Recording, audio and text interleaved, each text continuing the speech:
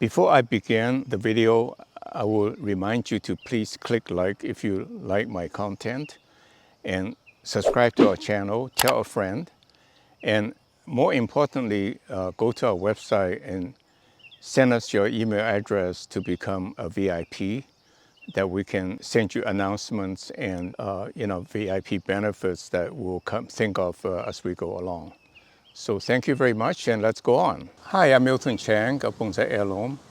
Today we're going to go over chapter 3 of the Mastering Your Bonsai series, and which is like how to fit bonsai into your lifestyle. I really think bonsai can be or should be much more popular than what it is today.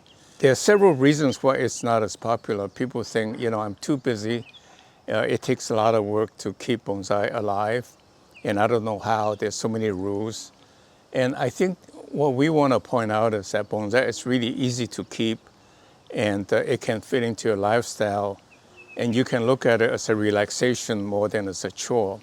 So you can easily work the routine of maintaining a bonsai into your work schedule, and you can figure out your own way to do it. For example, I started bonsai about 1975, and I was very busy building my startup company, and I was really literally working 24/7, and I needed a relaxation time to kind of keep my sanity, so to speak. And so I started taking bonsai class, and in fact, I developed shortcuts to maintain my bonsai because I don't have time to do the detail wiring and all that. And that became the lifestyle bonsai technique that I'll be sharing with you to make a bonsai easy for you to keep.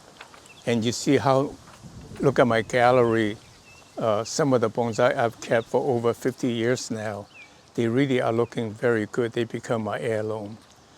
So let me talk a little bit about maintaining bonsai.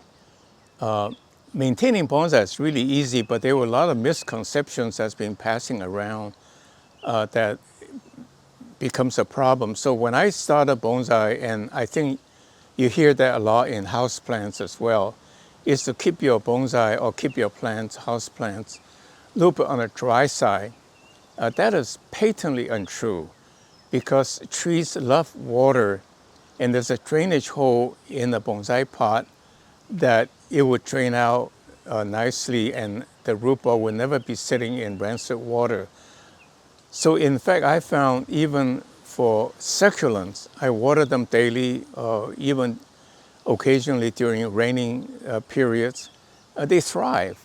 All plants would thrive with a lot of water so long as it's not sitting rancid, smelly water. That means it's rotten water. And so you can look at maintaining your bonsai as a chore, or you can look at bonsai as a relaxation. It's almost like meditation when you tend to your bonsai, the focus on the bonsai itself. And you get the wonderful reward when you see new leaves growing. And that's a kind of reciprocity or relationship that you build with your trees, and that provide you the relaxation like meditation. I think it's good to point out that we continue to make innovation. Like for the bonsai we sell, we have a very good potting mix that retains moisture and fertilizer for a period that makes bonsai a lot easier to maintain. Not only that, soon will be introducing bonsai with no drainage hole in the bottom, but drainage hole on the side that will retain water for a period for the root ball to suck up, because you don't want the root ball to dry out, which is very easy to do during the hot summer days, and then it doesn't get water just runs out. And we prevent that. And not only that, you can plug up the hose and fill the pot with water, which is not much actually because there's soil in it. You can go on vacation for a week or two without any problem. One of the questions that's often asked is that, can I keep my bonsai indoor? I love to keep my bonsai, for example, right next to my computer when I work, to give me a sense of openness and nature rather than kind of like stuck with work. And the answer is yes and no.